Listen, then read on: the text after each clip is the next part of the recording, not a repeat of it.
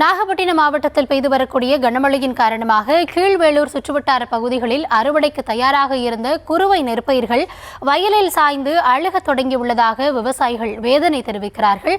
இதுகுறித்த கள தகவல்களோடு இணைகிறார் எம்முடைய செய்தியாளர் லெனின்.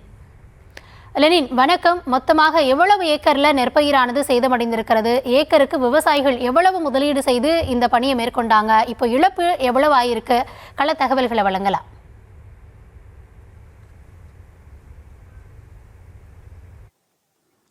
நிச்சயமாக கௌதமி, நாகப்பட்டினம் மாவட்டத்தில் வடகிழக்கு பருவமழை தீவிரமடைந்து கடந்த 3 நாட்களாக கனமழை கொட்டி தீர்த்து வருகிறது.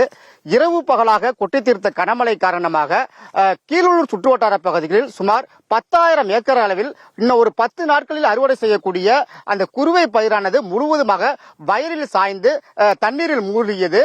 நேற்று இரவு மழை விட்டிருந்த நிலையில் தண்ணீர் வடிய தொடங்கினாலும் அந்த நெல்மணியானது சேற்றில் புதைந்து தற்போது அழுகி முழுவதுமாக அந்த சேற்றில் புதைந்து மண்ணோடு மண்ணாக இருக்க காட்சியை நம்ம ஒளிப்பதிவாளர் காண்பித்துக் கொண்டிருக்கிறார்.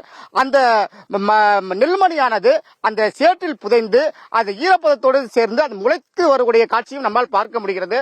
ஏக்கருக்கு 30,000 ரூபாய் செலவு செய்து இந்த குறுவை சாகுபடி செய்த விவசாயிகள் ஏற்கனவே புகையான் தாக்குதலில் மகசூல் பாதிப்பை இழந்த நிலையில் தற்போது பெய்து வரும் கனமழையால் மீந்த அந்த குறுவை பயிரையும் தண்ணீரில் பறிகொடுத்து வேதனையோடு இருக்கக்கூடிய விவசாயிகள் நம்மோடு இருக்கிறார்கள். அந்த ஏக்கருக்கு எவ்வளவு செலவு செய்தார்கள், அந்த பக்கத்தில் இருக்கக்கூடிய அந்த விவசாயிகளிடம் நேரடியாக நம்ம கேட்போம். வணக்கம்.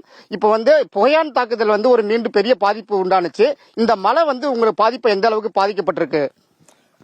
இன்னைக்கு அறுத்துடலாம் அப்படின்னு இருந்த பயிர் நல்லா பாருங்கய்யா. இன்னைக்கு அறுத்துடலாம்னு நினைச்சிட்டு இருந்தோம்யா. அந்த நெல் இன்னைக்கு முளைச்சு நிக்குதுங்கய்யா.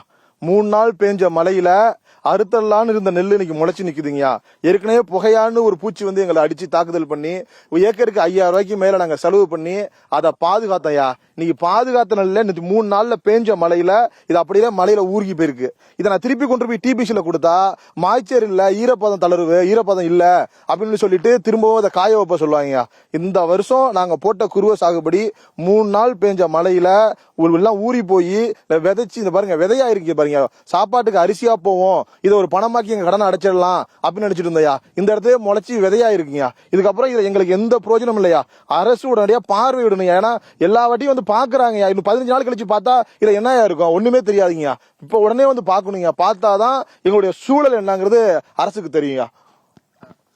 நிச்சயமாக விவசாயியோட முக்கியமான கோரிக்கை என்னன்னு பாத்தீங்கன்னா, பாதிக்கப்பட்ட விவசாய நிலங்களை மாவட்ட நிர்வாகம் உடனடியாக வேளாண்மை துறைகளை அலுவலர்களை கொண்டு ஆய்வு செய்து இந்த பாதிக்கப்பட்ட விவசாயிகளுக்கு உரிய இழப்பீடு வழங்க வேண்டும். அதே போன்று அரசு நேரடி நெல் கொள்முதல் நிலையங்களில் ஈரப்பதம் தளர்த்தி அந்த நெல்லை கொள்முதல் செய்ய வேண்டும் என்று ஒரு கோரிக்கையாக விவசாயிகள் வைத்துள்ளார்கள்.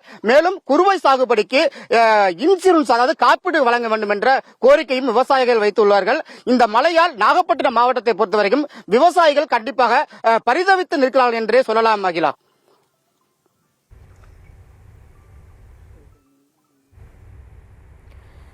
நாகப்பட்டினம் மாவட்டத்தில் விவசாயிகள் இந்த மழையால எவ்வளவு பாதிக்கப்பட்டிருக்கிறார்கள் அப்படின்ற கள தகவல்களை வழங்கியமைக்கு நன்றி லெனின்.